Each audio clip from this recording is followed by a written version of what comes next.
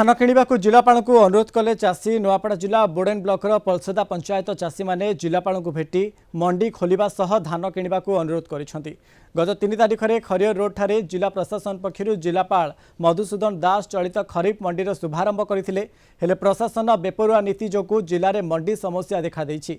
चलित खरीफ मंडी पई जिले में मोट 51,341 जन चाषी पंजीकृत होइतिबा बेले अधिकांश चाषी को एजाए टोकन मिल पारि नाही, जहाकु नहीं चाषी मध्य तीव्र असंतोष देखा देछि। बोडेन ब्लॉक पलसदा पंचायत चाषी धान खोला आकाश तले पड़ रही। तेबे शीत काकर जगी रही बहु असुविधार सम्मुखीन होती चाषी मैंने। हेले पलसदार एजाए मंडी खोल जाए ना। 500 चाषी को टोकन मिल पारि नाही। जिला जोगाण अधिकारी त्रिनाथ भोई कहते जे से पलसदार खूब शीघ्र मंडी खोल द्वितीय पर्यायर चाषी मानक टोकन जोगे दिज्व बोली जिला जोगाण अधिकारी त्रिनाथ भोई प्रतिश्रुति देइछन्ति।